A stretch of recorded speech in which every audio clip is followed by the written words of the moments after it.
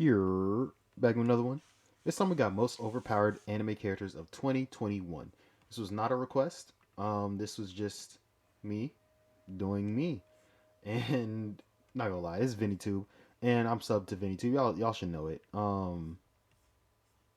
Let's go ahead and start it. If you're not subbed to VinnyTube, go ahead and sub to VinnyTube. If you don't want to sub to VinnyTube, go ahead and sub to me, because I'll be reacting to 2021's been VinnyTube quite the videos eventful regardless. year, hasn't it? So, A lot of things have happened, but one thing remained constant relative to the previous few years. We've got our fair share of overpowered characters. So we're here to talk about them again. Some ideas floating around in your head already? Well, I'm not going to do a countdown because I'll be giving notice to characters who are overpowered in the context of their own shows. It wouldn't be fair to compare someone from, say, Attack on Titan to someone from ReZero now, is it? With that brief list spoiler out the way, though, let's get on to it. Here are who I think are the most overpowered characters that 2021 has given us. Honestly, Mikey was not overpowered. Mikey definitely was not overpowered. He was a really good fighter. He was really strong. Maybe overpowered for his age, but like in general, he's not overpowered. Mikey was taken down by two guys in a pipe. That's not overpowered. That's not what I consider overpowered, at least. I don't even care if that's in his universe. Two guys in a pipe is enough to take you down. You're not overpowered. Rimuru, broken. Disgustingly broken. Rimuru was filthy broken.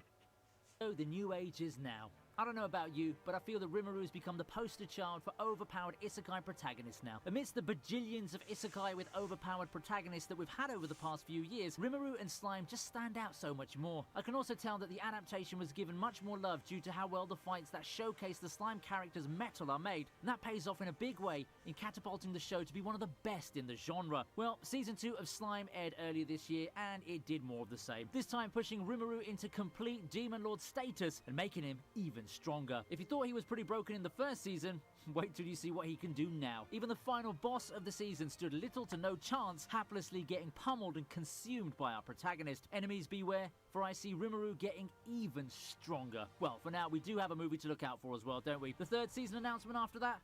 I wish. Pandora? Pandora's exactly who I was thinking when I first mentioned ReZero in the intro. And Wait. Why did it just mute? ReZero is a ReZero came out this year? Huh. I think I was thinking of something else. When he said ReZero, I was thinking of something from years ago. He was responsible for Emilia's whole backstory and the incidents surrounding the Bond of Ice OVA. Granted, she didn't come alone, but she just blows Regulus out of the water in terms of being overpowered, and we saw how strong Regulus was in the first episode of Season 2. Pandora and Goose never really had a chance. Even after they pulled out all the stops to protect Emilia, they were light years away from beating the witch. And there's no shame in that, though. I mean, have you seen what Pandora can do? How do you beat being able to rewrite reality? Oh, she can also bring herself back to life too. Manipulating senses and memories seems to be the least broken amongst the things in her arsenal, and that's very telling. It begs the question as to how our protagonist will deal with her in the future, because I'm certain that the time for confrontation will eventually come, and our heroes better be prepared. Because I'm certain that the time... She got some things on her. Hold up. It begs the question... Why she got them things on her? This is the second angle that they showed with just them things on her. See, I really thought ReZero was at first a part of Fate, because I started off with Fate Zero, and I was like, oh, so they just redoing like Fate Zero, so they're just ReZero, but no, it's apparently something completely different. Now, for a more muted example, we have Mikey. In contrast to the two-mentioned series, Tokyo Revengers is more grounded in reality. That's why I didn't want to do a countdown and compare these overpowered characters directly, but consider this. You don't become the leader of the Dolman for nothing, and he's nicknamed Invincible Mikey for a reason. Only the strongest gets to rule the gang, and he does so in dominant fashion. He's got a slew of curb stomp battles as well. I think the Osanai one was the one anime fans would quickly associate with this, but even in the manga, that's true. He barely 3 lost guys a in a step. pipe. Yeah, I forgot about that. He's nowhere as invincible or broken within his own universe like, say, Rimuru, but his accomplishments really count for something. You don't become the leader of one of the most notorious gangs out there without sheer charisma and fighting skills, and Mikey is an example of a character who very clearly has earned his status. He literally lifted the dude up with one leg, swung him over, and kicked Kazutora in the face. Like, bruh, how do you do that? I might be tripping. He actually might be overpowered now that I think about it. Even though I still don't think, there's got to be a little bit more. Like, if he fought about 12 dudes at the same time, and they all did like that like beat down spot, and then he did the Braun Strowman thing where he out of it, and then everyone just goes flying away. That would have been probably that would have been like broken, but I don't know. This one's just not broken to me. Ishiki, okay, bro. I was watching the CJ the Champ video, and I was just like, yo, this character is disgusting. This character is freaking like, bro, he's taking out Naruto and Sasuke at the same time, and a bunch of the jobbers. Like, bro, nah, bro. Because I don't watch Boruto. I've I'm Not much all more needs to be said about Naruto'd Ishiki. out. You just let the anime show I'm the be feeds honest do with the you, talking. for a You know the guy's in while. trouble when even the powerful protagonists of the old series fall so handily Damn. to this member of the Otsutsuki clan. We all thought that we'd seen it all in the first Naruto series, but many people are convinced that Ishiki is by far the most strongest character in the entire franchise. A lot of comparisons have been made between him and fellow clan member Kaguya, but the truth is, I just don't see it if we're comparing achievements. It takes a brand new all-or-nothing form for Naruto to even have a chance in combat. And speaking of Naruto, you should watch that Baryon mode fight. It's mind-blowing in a good way. And for those of you who haven't been watching Boruto, you'll That's be in me. for a big surprise.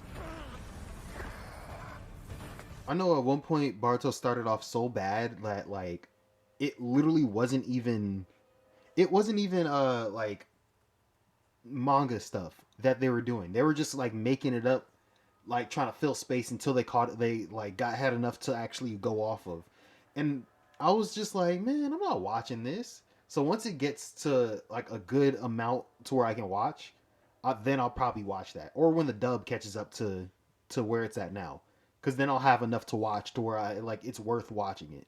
Because I think I stopped watching when they were doing they were in the Mist Village, and doing the stuff with the seven deadly swordsmen of the mist, but like they were kids. They were actually just kids who took the stuff, and then I was really just disappointed. I was like, bro, if y'all don't just like body these dudes, like they're not anywhere close. This guy is not Kisame. You were not Zabuza. You're not even S guy, water guy, whatever his name is. Starts with an S. Suigetsu. You're not even Suigetsu, bro. If you don't body him, but no, it was just sad. It was just sad. I stopped watching there, and I was just like, yeah, I'm good. But hey, speaking of Overpowered, I'd like to introduce the sponsors of this from different anime with VPN hiding prevalent. See a brand. Okay, Rin, what? Now here's an Overpowered. What word is that? Editin? Deities know only peace.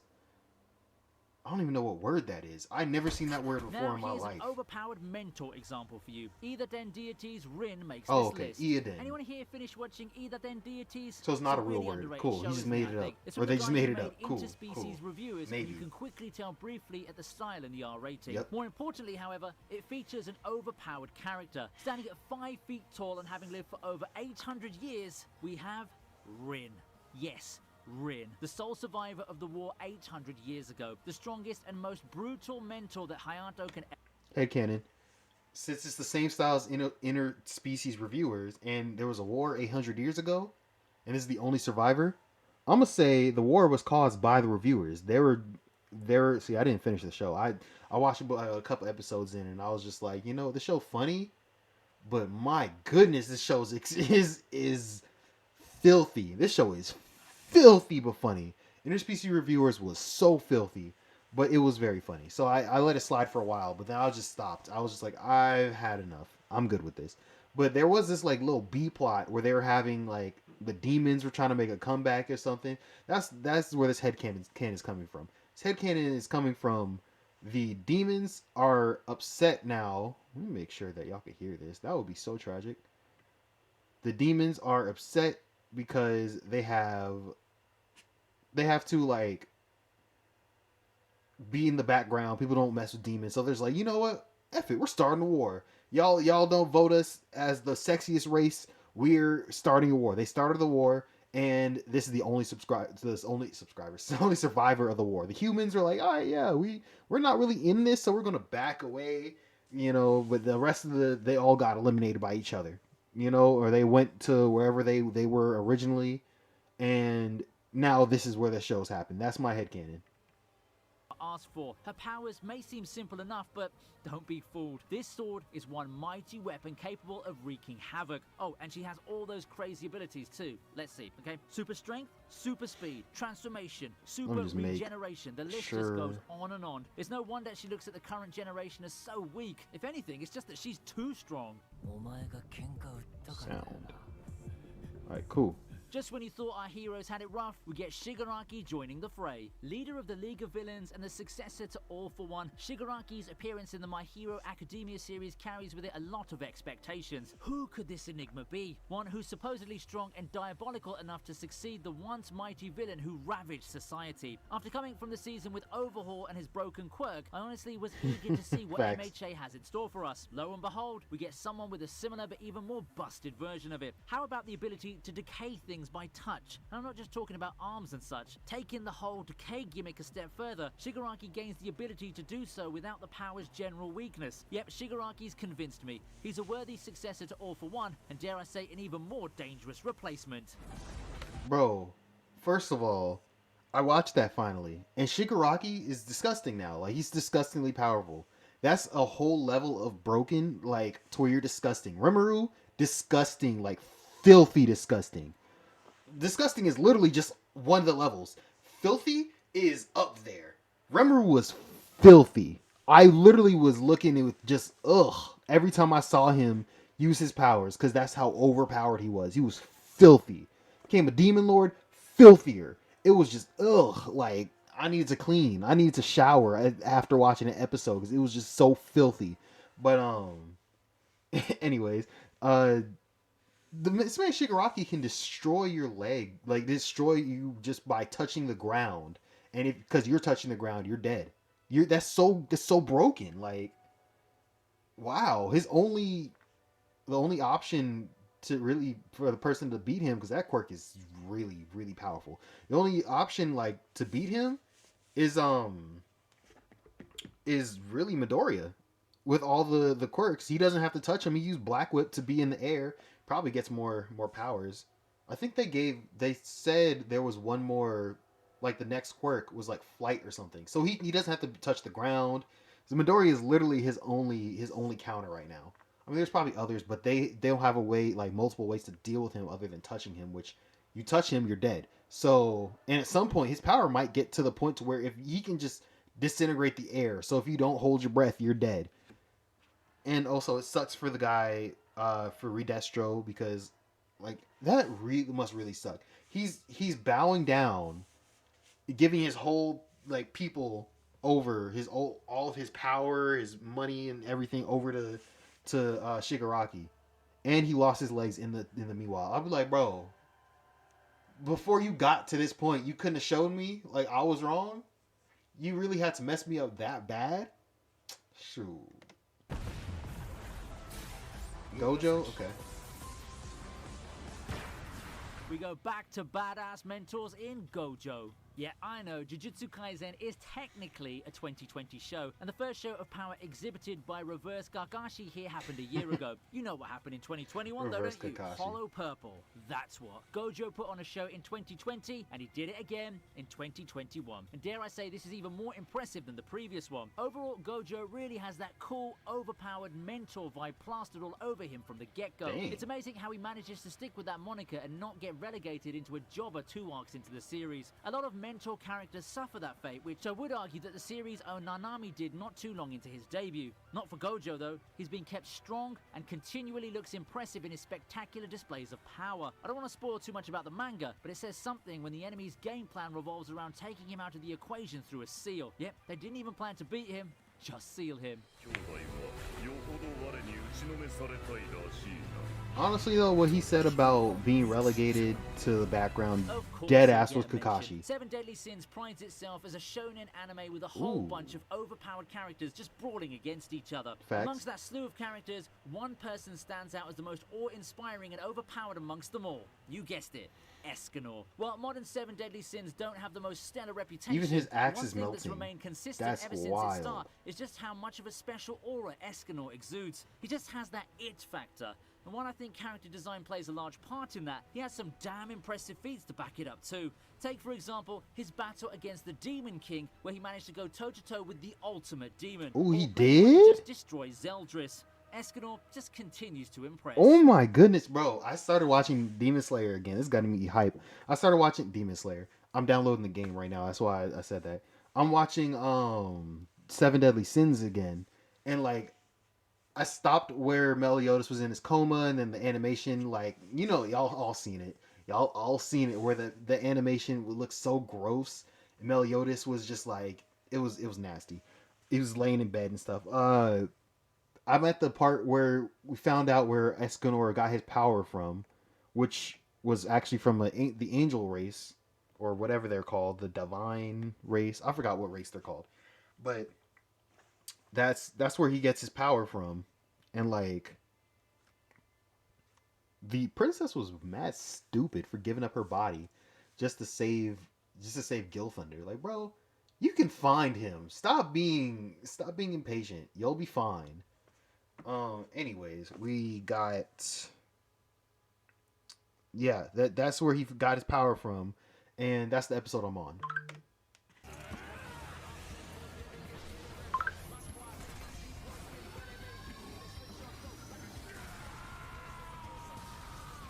Levi's badass and overpowered. Meanwhile, water is wet. Thanks to his feats and innate good looks and charisma, Levi's captured the hearts of many AOT fans ever since the first season. We've seen him live up to his nickname, I'm recording. Give me a second. being humanity's strongest soldier on so many occasions, most notably probably the time he just destroyed Zeke in Season 3. Well, what do you know, Levi's back in business in Attack on Titan's final season. In fact, he and Zeke had a rematch, and Levi continues to impress. I know much of the final season has given more attention to Eren, as it should be, but to say that the other characters in AOT have been brushed away to the side would be doing the series a disservice. Levi's been a one-man spotlight stealing squad for 3 seasons, partly thanks to his coolness and his accomplishments, and I think that had it not been for Isayama's great character writing, Levi would have continued to be one in this 4th season. Yet, you can tell I'm very, very excited about Attack on Titan's grand finale, right? I mean, me Do you think that too. these characters Me represent too, this year's honestly. gallery of overpowered characters very well? Don't forget to go down into the comment section and let us know what you think. If you enjoyed this Alright, let me video, go see feel free what to check out what people my channel wanted. has to offer. Now, if you I will see you guys in the next video. I gotta watch ReZero. I'm really curious about what it is. It's after Seven Deadly Sins though. Maybe Eden Zero too. I hope you enjoy. Like, comment, subscribe. You, yes, you, specifically you, not you all. I want you to enjoy. Look, I'm looking right at you too. Mm-hmm. Did you enjoy it? Put in the comments. Let me know if you enjoyed it. Like, comment, subscribe. I'm out. Peace.